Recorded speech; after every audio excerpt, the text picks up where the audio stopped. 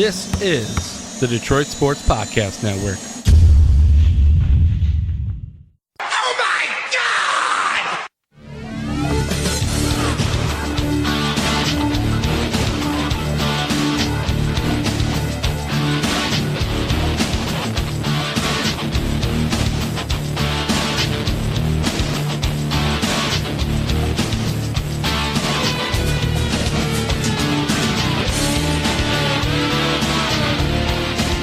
Welcome, everybody, to the DocNJock Wrestling Podcast. This is episode 89.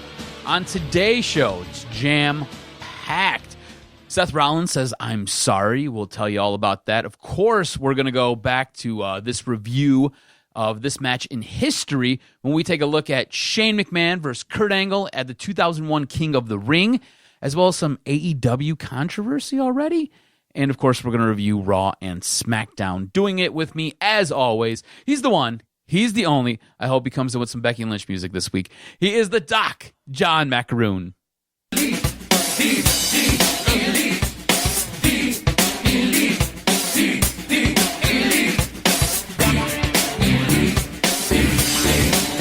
He said, bump that WWE noise. We got some AEW B Elite. I love the Being the Elite YouTube channel, man. Behind the scenes, great stuff with the Young Bucks, SCU, Cody Rhodes. Oh my God, I can't wait to talk AEW. It's going to be a great week of wrestling. I was so excited. Obviously, the news broke. We got to get into it. Major news broke last week, right after we recorded. It was like, man, literally we were done. We said our goodbyes, and then the news broke. I had driven off, and then as I was driving off, it just came across the wire. We both looked at each other like, damn! Holy cow. Paul Heyman is now the executive director of Monday Night Raw. Eric Bischoff is going to take over SmackDown. And you realize, wow, the impact that fast of AEW on WWE programming was swift. And Vince McMahon is an OG. He realized the two guys that were my biggest foes, the two guys that are just so experienced in terms of wrestling and production, they know what they're doing. Mm-hmm. They have the ability. Now, some people, though, can be critical. You can take a serious look at it. What was your reaction? What do you think about Vince McMahon turning over two marquee shows, Raw and SmackDown? Paul Heyman's going to take over Raw, and he did a great job, obviously, week one. And then Eric Bischoff's going to be taking over and working with Fox in terms of putting on a great show, SmackDown on Fridays. I think it's a smart move. Obviously, Vince is a little bit in over his head. His programming hasn't been good for at least 18 months. It's been really, really poor. Oh, you can go lazy. Back. Yes, you can go back further than that and say it's just kind of been bad. But you go out and you grab two guys who have shown that they have a knowledge of the business, they have a knack for putting creative shows together, and they have the ability to bring fans in and get them hooked. And you can point no further than what happened on Monday Night Raw. It was awesome. Fantastic. I think this is smart on Vince. On top of that, realize what else Vince has going on. Vince is doing everything that he's doing with the XFL. That's going to pull him away from WWE. And dude, 70 years plus. He can take a step back.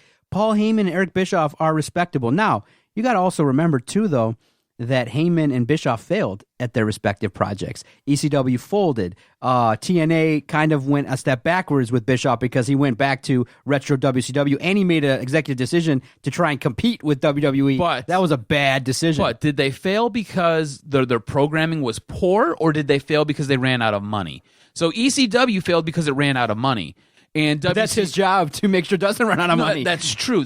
But it's hard to get funding. So for ECW, it was hard to get funding because at the time it was so violent. Yeah. And sponsors did not want to come on. So that was hard for Paul Heyman. As far as WCW goes, WCW lost a lot of its footing because of different things that went on when AOL bought Turner Broadcasting. Yeah. And that really forced Eric Bischoff's hands. But Bischoff has the higher edge in that he has a podcast called 83 Weeks, and that signifies 83 weeks WCW beat Raw. So that's a huge leg to stand on. Mm-hmm. But also, too, there's some things to critique, so we got to keep a close eye on it. Absolutely. But Nobody is above Critiques. us critiquing them and taking them to the woodshed. Nobody. I don't care who you are. But at the very least, there's going to be reasons. There's going to be rhyme and reason as to what's happening. You understand that, hey, when there's an angle, you don't just have one guy win one week, the next guy win another, then you go on to another story. You mean a story? You mean booking continuity? Yeah. You mean actually sense. telling a story? That makes sense. Yeah. Yes, I think that's what's going to happen.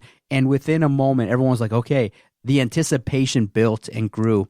And within the first segment, what happened on Raw?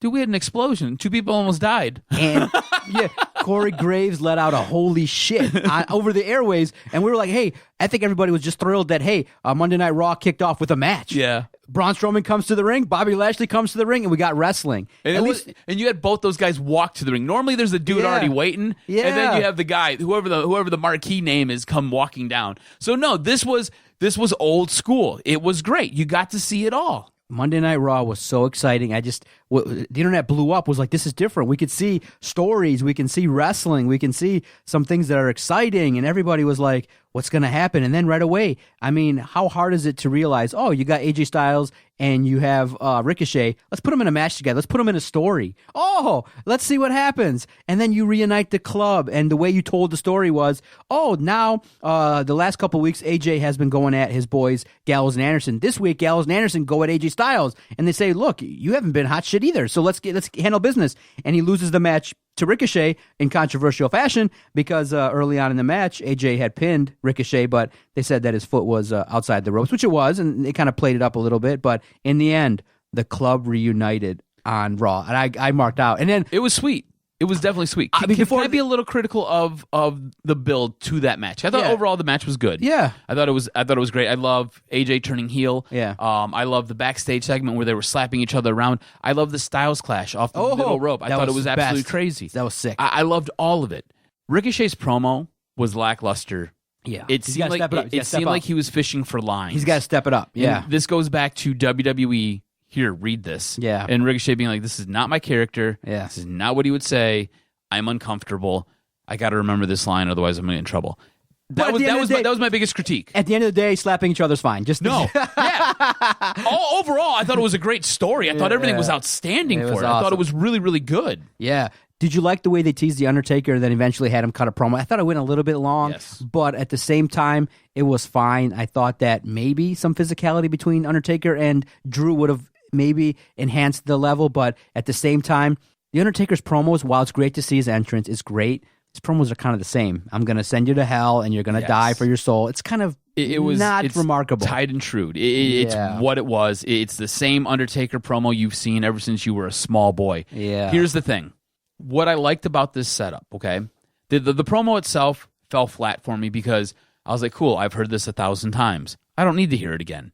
But I liked the fact that Shane McMahon and Drew McIntyre both got out of the ring and stood outside of the ring while The Undertaker was talking. Do you know what I'm saying? It showed a little bit of fear, and I believe they eventually got back into the ring, but initially there was this little apprehension like, oh, this is The Undertaker. You know, The Undertaker's still a draw. He's still a big name, you know? Of course, with The Undertaker, you always want to see him, and he is a big draw. And it's just, I think the entire Undertaker situation, bringing him back at this time, is really fascinating. Yes. But I think maybe outside of entrances, they got to just mix it up a little bit. Something unique outside of a promo, outside of maybe, I think in that situation, maybe you could have just had the lights go dark and then come back on and go dark again and have some more gimmicks going on around it to kind of freak out everybody. You don't necessarily need Undertaker to show up every week. Or what you could do is you could have Undertaker almost, I don't want to say playing tricks, but playing games with Shane and Drew. You know what I'm saying? Exactly. You know, all of a sudden a casket shows up in their locker room, or his weird little cross with the X. Like that shows up at the top of the stage. You know, it's something. You can do different things. You don't have to have him come out and cut that same tired ass promo. But I just thought that, man, seeing The Undertaker on Raw, seeing him now involved in a extended storyline is so crazy because they need him. They need some star power. And unfortunately, that goes to show you that, hey, if Paul Heyman has a guy of The Undertaker and you're like, will he come? Then, hey, absolutely. And obviously, something underrated, okay? They brought the NXT champs up. They were great. Street Profit throughout the show was so funny in their delivery. You can tell people, and I think too, to have them interact a little bit with Paul Heyman was a sign that, hey, I found you guys, I saw you, and I know maybe you're underutilized there. I want to bring you up and highlight you, because they were actually, every time they were on screen, I laughed and I chuckled, and I'm like, these guys are like what wrestling should be, is their natural personality just amped up a little bit. Hey, dog, what's happening? And they were just joking around and silly and flying all over the place. They were like basically on speed, just talking, and they had such great personality. I liked the Street Profit. They were great. I thought they were funny. I thought their interaction with Paul Heyman messing up his tie was great. So that was interesting in that you didn't expect a crew from NXT to show up there. So that was surprising. Now, did you like the fact that Braun Strowman put Bobby Lashley through that and have that whole kind of taken away and stripping the PG a little bit, kind of telling everybody, okay, you know what? If AEW is going to use some thumbtacks and barbed wire, we can have a little bit of cussing and things like that. It was different. It was a throwback to the era, to the era that we grew up watching wrestling. It was surprising hearing holy shit. It was crazy. Awesome. It was PG light is what that was. Yeah. PG-13, if you will. I thought it was great. Okay. I thought Raw was exceptional. Exciting. I thought it was fantastic. Will the WWE utilize the club the right way? Will they? They have to introduce the fourth member that they need. Yeah. Finn. They have to. They have to, right? They have to have the whole party. I hope so. And we talked about this. We talked about this a couple weeks ago. That's what I want. Yeah. It would be exceptional if they did it. It'd be fantastic. And honestly, you can't hurt Finn Balor by doing it. No, exactly. And all you can do is help strengthen the club. For a and stretch I think of time, it's awesome. Even if it's for 2 weeks, if you have Finn with the IC belt, AJ with the world title, and Gallows and Anderson with the tag team title, the club with all the belts, it would just be amazing. Awesome. It'd be amazing just for a stretch of time. Hey, we were the best in the world, and we own the WWE. I think it'd be great. Now, what sucks is they came back as heels. I know that they're great. I like the Bullet Club was a heel faction. Yeah, I know they're heel, but I like them to have the support of the fans and to have like a big huge pop. Oh no! So the groans were okay, but I think they weren't as loud as it would have been if they were actually faces. Linda, listen, Linda, listen. All right, here's the deal. Go back to the NWO in WCW. They became popular too. They were heels. Yeah. Who eventually flipped the script. Yeah. And they became this weird gray character that always did bad, but everybody loved them. Yeah. Right? In New Japan, Bullet Club, which was basically a takeoff the NWO, which was also a takeoff of a faction in a Japan wrestling promotion, if you guys don't know that. So the Bullet Club was the same way. They were heels. And they got so over, the crowd cheered them. It's weird. Right here, you've got the club. They're heels. They're going to get over. The crowd's going to cheer them. It's freaking AJ Styles. And Gallows and Anderson, if Gallows and Anderson can tap into what they were when they were in New Japan, it's going to be fantastic.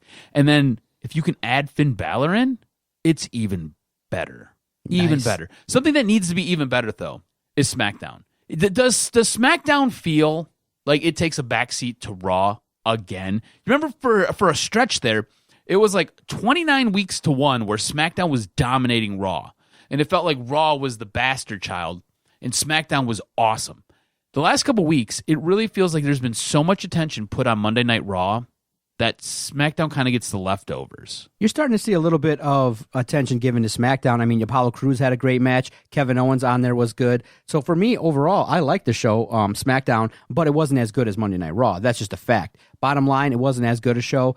And I wouldn't say it took a back seat. It just wasn't as surprising. It wasn't as star-filled. You know what I mean? But I thought Kevin Owens delivered a great promo to Dolph Ziggler saying, look, man, stop bitching. Your time was 8 years ago and it was small. So they had a good interaction. I think the good thing, though, the one thing that you're starting to see is, okay, we got this guy in Samoa Joe. Let's establish him as a character. Let's establish him as the baddest man. And I think that at the very least, if WWE acknowledges that, hey, we got this star and we can have him deliver great promos, great matches, I'm invested. Samoa Joe, Kofi Kingston, I like it. I like what I'm seeing. Now, it's no knock to say that SmackDown wasn't as good as Raw because Raw had the bigger moments. But SmackDown stood on its own. It just wasn't as good as WWE Raw. That's just the way it was. And and then you could say that there are storylines and things like that that are evolving on WWE SmackDown, but at the same time, there's so many characters that you're not utilizing. I mean, Asuka and the tag team, the Kabuki Warriors, haven't been on TV. Yeah, where have the Bukkake Warriors? Yeah, where have they been?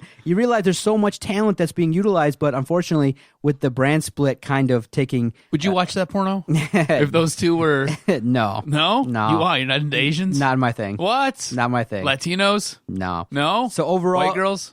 Black girls? I would definitely be down for Charlotte. Not Asians, though. Charlotte and Becky. Charlotte and Becky. I don't want to see Charlotte. Or Charlotte and Sasha. That'd be cool. Yeah. Or Alexa Bliss. That's nice, huh? I like her. She's fun. All right, so the verdict Carmella, is... too. The verdict is...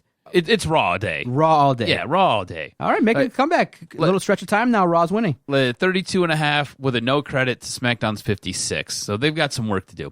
Let's talk about AEW. So Fyter Fest took place this past weekend. Did you get a chance to watch it? I caught highlights. I didn't get a chance to watch it. I tried. Remember the if you listen to the DocNJock show, I had mentioned that after the Rocket Mortgage Golf Classic, I had to go to dinner with the wife and a friend of ours. So I was at dinner while it was taking place. I was getting updates. I was following along on the Flick Chat app and keeping up to date on everything. I know that there was some issues with the streaming. I had a problem. I couldn't. Something was going on. You weren't the only one. Yeah, I was looking around because it would come in. The next door neighbor had a problem too. Yeah, I would come in and then it would buffer and it would freeze up. I couldn't get in. At first, it would tell you that you had a 5-minute preview and then you had to actually sign in with an email. I'm like, dude, this isn't how you do it. A free stream should just be go to the Bleacher Report, click on the link, and there it is. It had major problems. It wasn't good. And obviously for me, I did not see a complete match start to finish.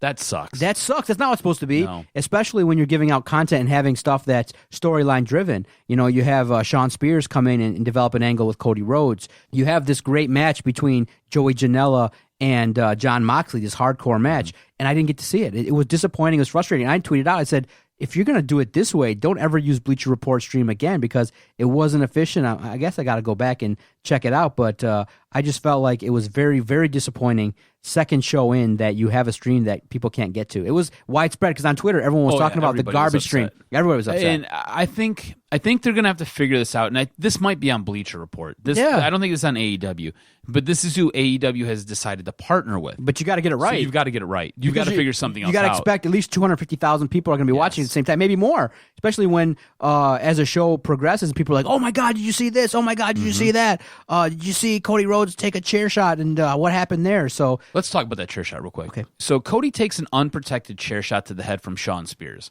which sets up their new angle. Yes. Nobody in 2019 should be taking unprotected chair shots to the head, especially when your broadcasters mention CTE in the broadcast, and you've got people suing WWE for CTE.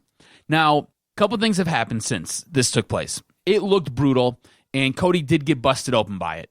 12 staples. All that being said, the chair looked like it was gimmicked. If you see a still shot, there's a still shot where the chair looked like it was gimmicked before he took it to the head. All that being said, you don't have to take that shot. It's unnecessary. Put your hands up. That's all you got to do. That's it. Block it. Yeah. Protect yourself. Because now you've got 12 staples in the back of your head, and you can't tell me that your brain isn't at least a little bit rattled. And I think what happened was like an edge caught, and when it comes down on your head, it caught him and scraped him a little bit, and that's why he went down.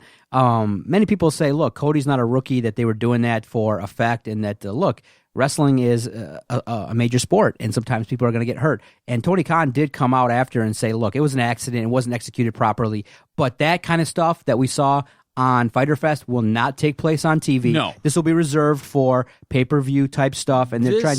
Tony Khan had come out and said this was a specific hardcore pay-per-view. Exactly. And this is not going to be something that's indicative of our programming. But yeah, Cody Rhodes, I think at this point in time, especially, being that you're 34 years old, you're the face of the company, you don't got to be doing that. But at the same time, you realize, look, if you kind of also send a message to the locker room that, hey, our leader's taking shots like that, hey, you got to step it up. But what a way to introduce Sean Spears as a heel. I thought that was great. I thought it was good too. Good way to set up an angle. Cody Rhodes, Sean Spears. I want to see that. That's awesome. And then the other part, though, that sucked about the chair shot is it took away from Darby Allin. Wow, that guy, match. What a match. The guy can do some things, and it's good to see that, hey, if you put a guy in with Cody Rhodes, then it's not just, the fact that, hey, it went to a draw and that can be now introduced on TV, is that, hey, a match might not end, which I think is good. You want to start introducing those concepts a little bit of what you might see, draws and stuff like that. But Darby Allin can be a star too. And you realize, wow, right now, AEW has a roster that if you highlight and they get better and they build,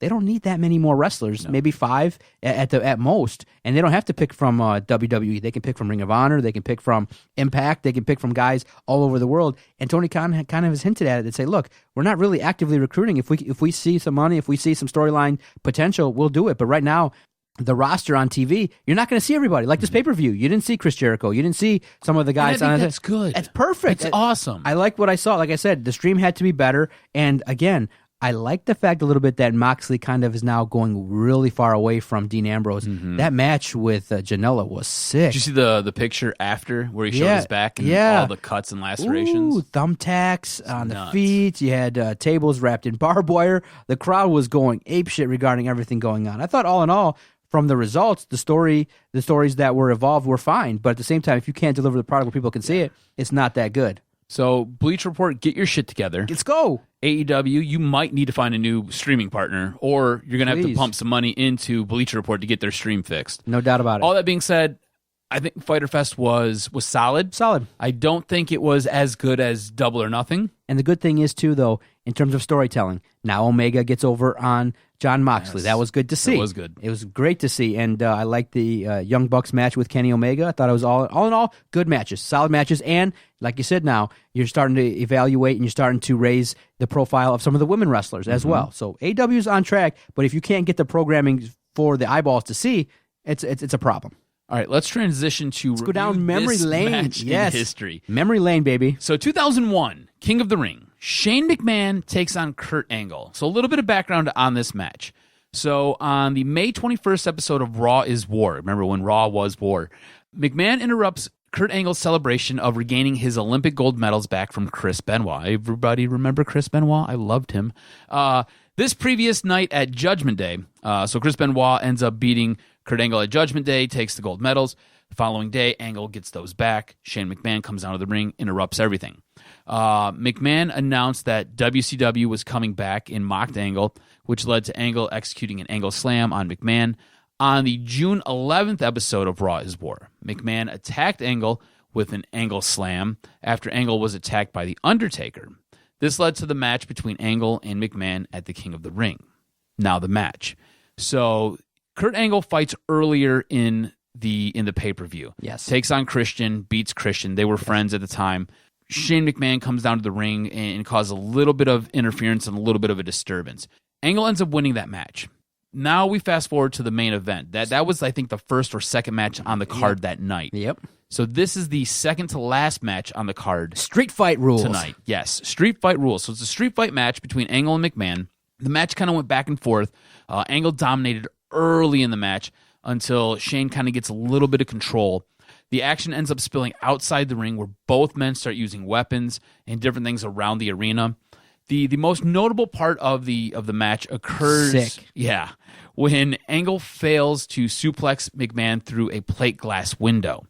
So while this is going on, and this got progressively more and more violent, Vince McMahon is in the back, losing it, having a fit, because Shane is essentially sacrificing himself for this match, and McMahon is radioing to the referee to stop the match.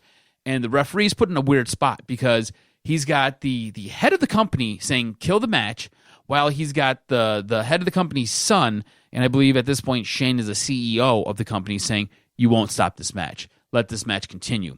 So as this is going on, Angle can't get McMahon through the plate glass window, which was all part of the setup.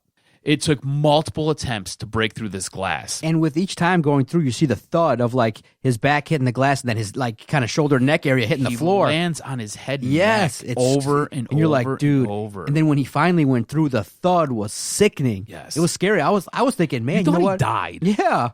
It was absolutely nuts. So Angle eventually gets him through it. And again, the multiple times before that where he just lands on his head and neck is just, it's gruesome. It's sickening. It's sick. In the end, Angle performed an Angle Slam on Shane from the top rope to win the match. 1, 2, 3. The match went all of 26 minutes. It was the second longest on the card, only to the main event that night, which ended up going, I think, 27 and a half minutes. It was so violent, and it was so brutal. Like you said, the noise, the thudding, it was absolutely nuts.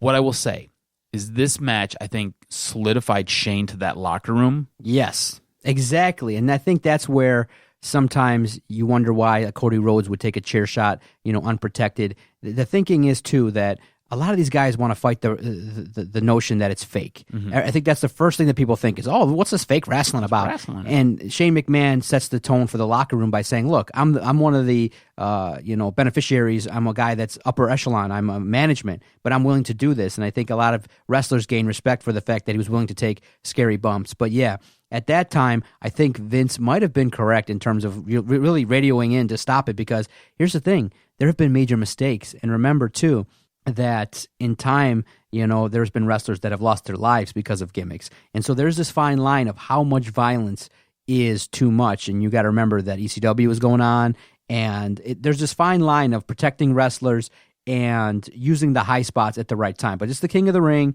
This is a major pay-per-view, and Shane McMahon wanted to set the tone. And also, too, by having Kurt Angle deliver it, too, you also elevate Kurt a little bit by saying, hey, this is a bad man. And so I think it helped both guys out. But in the end, I just really, in totality, just not a fan of Shane's work. I mean, yeah, he took bumps and he took scary bumps, but at the same time, you're not really a wrestler. You're a wannabe. And I think his role would have been better served if we rewound to 2000.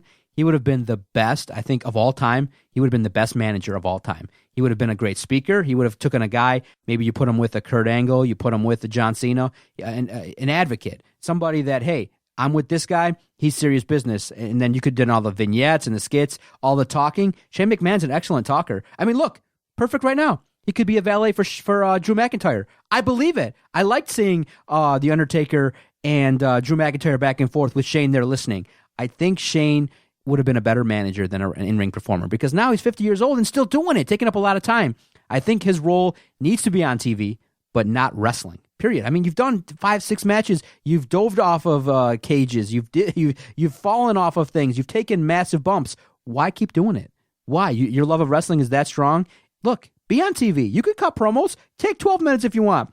Be Drew McIntyre's manager. You don't need to be in the ring. But all in all, going down memory lane, checking out that match, it's iconic, and I was so glad to go down that road. And I would say 5-star match. Yeah, I thought it was great. A plus all the way around. It made the pay-per-view awesome. It did. It was the talking point. Yeah. From that pay-per-view. All right, hit me with this week's professional wrestling news and notes to finish off this pod. So kind of skinny on the news and notes. After last week's Twitter spat, Seth Rollins has apologized to Will Ospreay. In his apology on Twitter, he went on to say, after a few days to sit on it, I'd like to apologize to @Will Ospreay for the tweet I sent his way about comparing bank accounts. It was dumb of me and not in line with my values. The moment I pressed the send button, I knew it was trash, but I'm too stubborn for my own good. I stand firm in my sentiments that WWE is the best pro wrestling on the planet, and that I'm the best of the best doing it right now after the hell of a week of travel. Our crew didn't waver for a second. Top-level humans busting their asses for the love of the game. So that was sent, and seems like they've buried the hatchet a little bit. John Cena is over in the UK filming for the new Fast and Furious movie when a famous UK YouTuber, Mo Dean, I'm not sure if you're familiar with him, found Cena and started filming him and gets a little bit testy with John Cena. John Cena gets a little bit testy with him. Dean says, "Take care, bruv. I've got some advice for you." Cena says, "Yes, question. Be respectful. That's my advice for you. You asked if you could take a video, but you're just shooting video. Maybe you should be respectful." Dean, "You know me? I'm famous. I'm famous, Mo Dean." Cena says, "I don't want to talk to you. It doesn't matter to me who you are. You don't treat anyone with respect. Treat people with respect. Thank you for asking to film a video and then filming the entire time I'm in the store. I don't care who you are or what you do." Cena then goes on to say, "Thank you very much for being respectful." Dean says, "If you need anything, just let me know." Cena says, "I need you, please, to ask. You're going to use that without my permission. You're going to use all this without my permission. You didn't ask to shoot. You're still filming. I'd appreciate it if you'd be respectful." So they got a little testy with each other right there. Also, Bill Goldberg possibly teasing a return to the ring on Twitter. It's not the best look to go out on, so you need one more match. Yeah, for sure. On Twitter, he goes to say that he needs to get this taste out of his mouth from his last match. So we'll see what happens there. And we'll tease this for next week, but I read a report that the WWE is aiming to bring back The Rock for SmackDown. Would that be good? Would that be bad? We'll tease that for next week because I think it's interesting to read up on, does the WWE need an old-timer going forward, especially with the pressure of getting ratings and things like that? We'll talk about that on next week's podcast. I want to thank the sponsor of this broadcast, the Flick Chat application. If you've agreed or disagreed with anything that you've heard, go download Flick, Detroit Sports' newest headquarters. All you got to do is download, find the invite link, and you're in. It's a large group chat, and we're able to build engagement, talk about wrestling. We talked during Fyter Fest. We were thrilled during Raw. It's a great way. Hey, if you love wrestling or you love Detroit sports or you love broadcasting, you can build engagement. You can create your own forums. That's what's great about it is you're in control. You can tell people about what you're broadcasting about. You can really get involved and get in the mix there. So join Detroit Sports' newest chat application, Flick. We appreciate the work that they're doing, and they're constantly tinkering to make the application better. We love it. Adam and I and all the wrestling fans are there as well. Definitely follow Dennis Farrell on Twitter at Dennis77Farrell. Follow the Wrestling Perspective podcast, great guests, and things like that. For Adam the Jock Strozinski, I am the Doc, John McEnroe. See everybody next week.